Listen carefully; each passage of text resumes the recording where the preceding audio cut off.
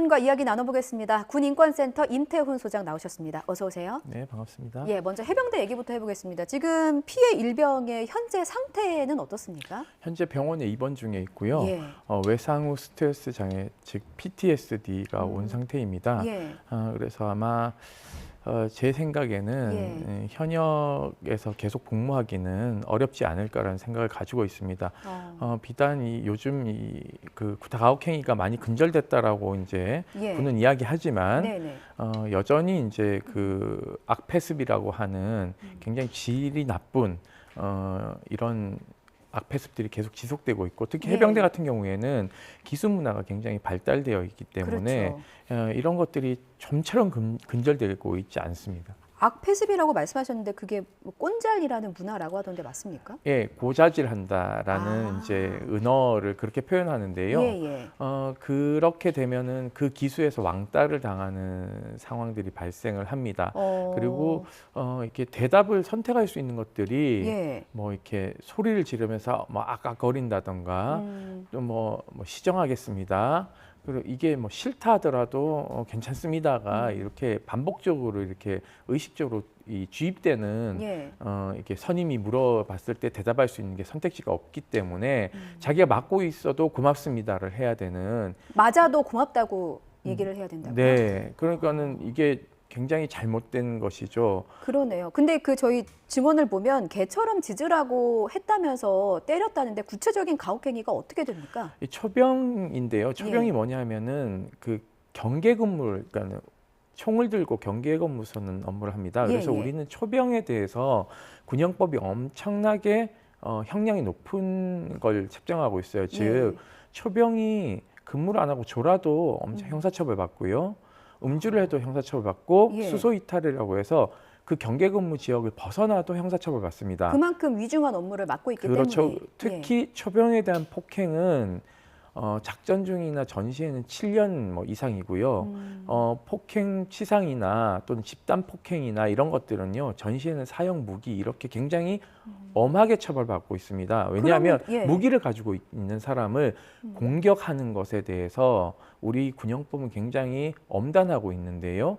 이 경우에도 사실상 5년 이하의 징역에 처할 수 있는 중대범죄입니다. 그럼에도 불구하고 현재 해병대 사령부는 가해자를 구속조차 하지 않고 있어서 가해자가 오히려 전화해서 피해자를 조롱하는 사태까지 발생하게 되는 것이죠. 2차 가해를 했다는 말씀이신데 네, 그렇죠. 어떻게 조롱을 했다는 아니 뭐 거예요? 내가 너를 진정한 해병으로 기르려고 하는데 너는 왜 못 따라오냐라는 식으로 병원에 의무실에 입실해 있는 피해자에게 오히려 2차 가해를 하고 있고요.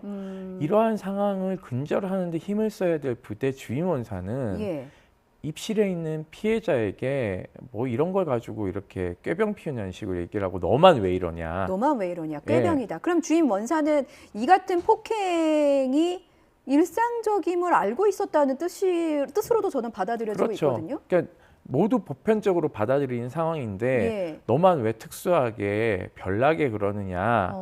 해병대답지 않다라는 걸 이게 우회해서 이제 피해자를 비난하는 것이죠. 이건 굉장히 부적절한 거죠. 오히려 주임원사는 그런 것들을 근절하기 위해서 교육도 해야 될 사람이고요.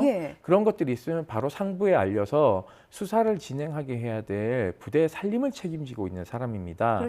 그런데 그런 것을 안 하고 오히려 가해자들에게 동조해서 피해자를 비난하는 것은요, 전 중징계에 해당된다고 생각하고 있습니다. 근데 피해 일병이 병원에 가서 처음에 이게 폭행 사실을 그대로 얘기한 게 아니라 넘어졌다, 거짓말을 했다면서요?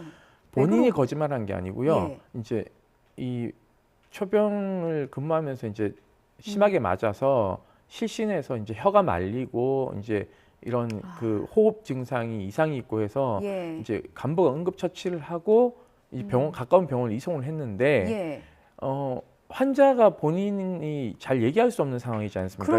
의식 불명이고 이러니까 그러면 인솔한 간부가 가서 이런 게 있었다라고 얘기를 해야 되는데 그 사실을 말하지 않으니까 피해자도 말을 못하는 것이죠.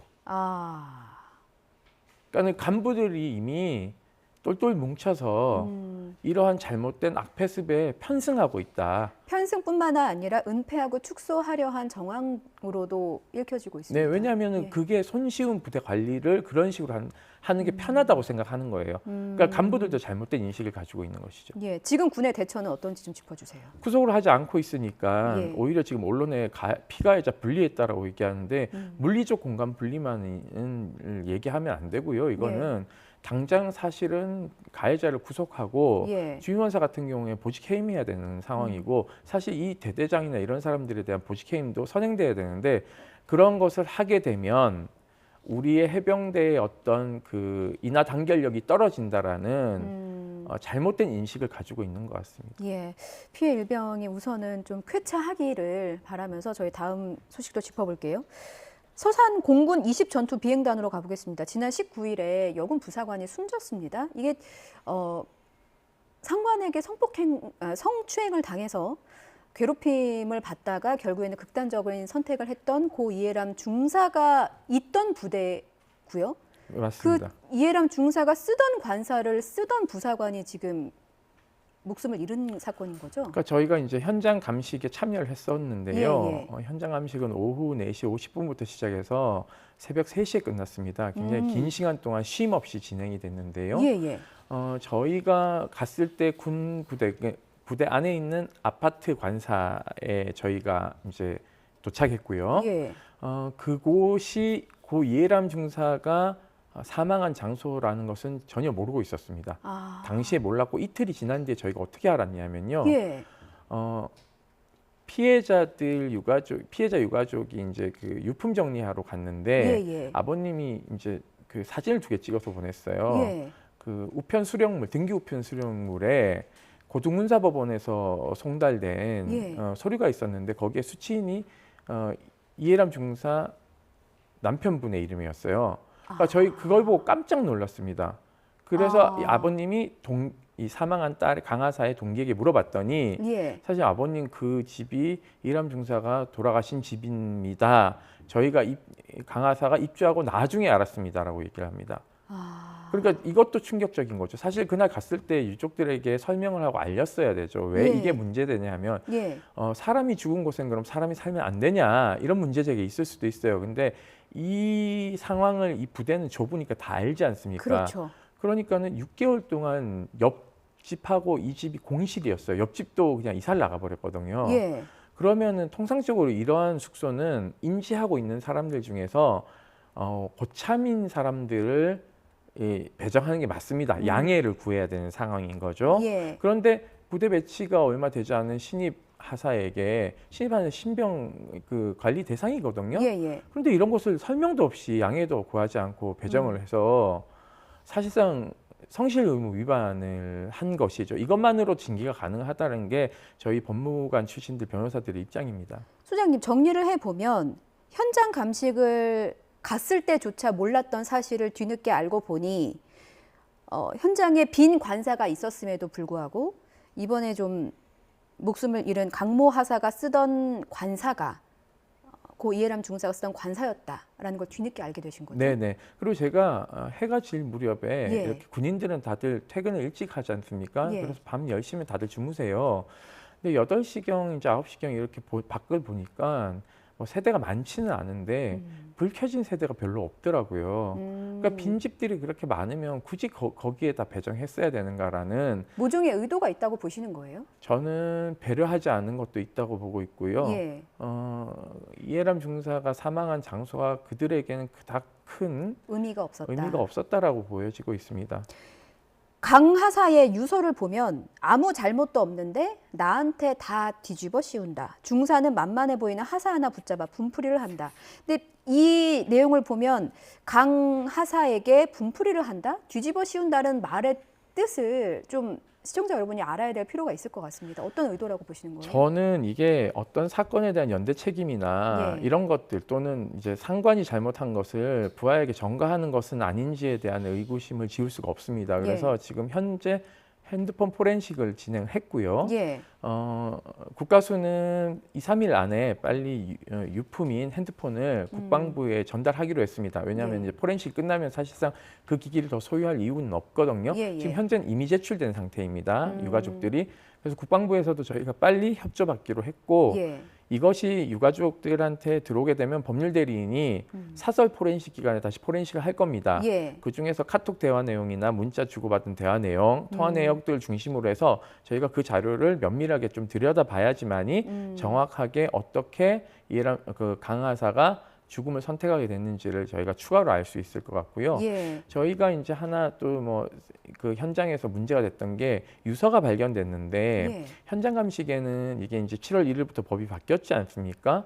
변사 사건에 대한 처리는 군사 경찰이 가지지만 변사 사건이 사망에 이르는 어떤 인과관계가 형성됐을 때 우리 민간 경찰이 수사하도록 되어 있습니다. 예. 그러니까 현장에는 충남 경찰청 감식반 예. 그리고 서산지청 검사와 검찰 수사관 그리고 7월 1일부터 출범한 군인권 보호관 조사관들이 이 현장에 와 있었습니다. 예. 예. 그러니까 현장 감식을 이제 합동으로 다 같이 들어간 것이죠. 예. 그런데 유서가 발견이 됐는데 그것을 회람을 해야 되는데 예. 회람을 하지 않고 바로 증거품에다가 밀봉을 시켜버리는 거예요. 그게 한 번 밀봉이 되면 만약에 열면은 증거가 훼손됐다 그래서 인정을 못 받는 거 아니에요? 그럴 수도 있죠. 그래서 이제 밀봉을 하려고 하기에 현장에서 이제 다들 항의하고 난리가 난 겁니다. 아. 그래서 이제 밀봉하지 않고 저희가 유서를 다 예. 순서대로 유가족도 다 볼 수 있게끔 이제 사진을 다 찍었고요. 예.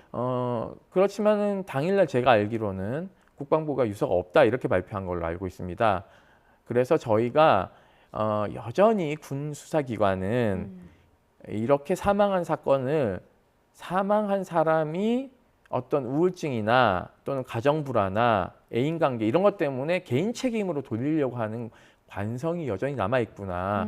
왜냐하면 유품들 중에서 편지들 같은 경우에는 본인들이 가져가지 않은 것들이 많거든요. 예. 거기에는 강하사가 항공고등학교 시절 선후배들과 엄청나게 잘 지냈던 것들이 많아요.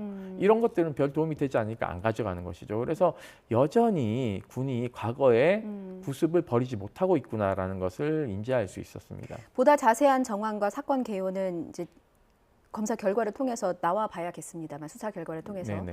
유가족의 입장에서 보면 자식 잃은 것도 가슴이 찢어지는데 이런 뭐라 해야 될까요? 대처 상황을 지켜보시면서 더 힘드셨을 것 같습니다. 유가족이 원하시는 거는 어떤 부분입니까? 유가족은 이제 진실이 밝혀지기를 원하는데요. 유가족들도 지금 현재 장례를 수사 과정을 지켜보면서 하겠다는 입장이라서 사실은 시신은 국군 수도병원 지금 고 이해람 중사가 그대로 안치되어 있는 냉동고에 안치를 했습니다. 예. 왜냐하면 외상으로 타살의 흔적이 없기 때문에 부검은 하지 않는 것으로 했는데 이 부검 동의서를 부동의서죠. 예. 정확하게 얘기하면 부동의서를 쓰라고 계속 강요하고 이것을 안 쓰면은 뭐 유품을 안 주겠다, 이런 식으로 협박을 하고 있어서 예.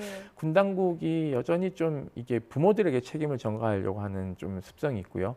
아울러서 대전 국군병원으로 시신을 이제 이송할 때도 사실 시신이 부패를 계속 시작하고 있기 때문에 옮긴 건데 문제는 대전병원에서 이제 냉동으로 하려니까는 대전 국군병원은 또 냉동실이 없어요. 국군 수도통합병원 한 곳에만 있거든요. 예, 근데 예. 문제는 이송하는데 냉장차가 없답니다. 그래서 에어컨을 되게 크게 틀어놓고 가면 안 되냐라고 해서 유족에 또 항의를 받고 해서 이게 죽은 군인에 대한 예우가 어떤 것인지에 대해서 군이 말로만 언론에 이렇게 막 연결식 보여주고 하는 이런 과정들만 보이지 사실은 내밀하게 들여다보면 군인 사망에 대해서 망인에 대한 어떤 예우라는 게 굉장히 시스템상 부족하지 않은가 또는 굉장히 호일뿐인 건 아닌가라는 것을 이번에 좀 느끼게 되었습니다. 예. 유가족분의 아픔과 분노에 저희가 같이 공감을 하면서 좀 제대로 진실이 밝혀지기를 저희도 함께 촉구하도록 하겠습니다. 한 가지만 더 예. 이제 말씀드리면 예. 사망한 당일날 이 18일인데요. 예. 18일까지 군인권 보호관이 출범한 이래 20명 정도가 사망을 했어요. 예, 예. 군인이. 그러니까는 18명인가 하여튼 많이 죽었죠. 예, 예. 이 죽음에 대해서 저는 군이 좀 전시도 아닌데 왜 이렇게 많은 군인이 죽는가에 대해서 예. 되돌아봐야 된다라고 생각하고 있습니다. 예, 알겠습니다. 여기까지 듣겠습니다. 지금까지 군인권센터 임태훈 소장이었습니다. 잘 들었습니다.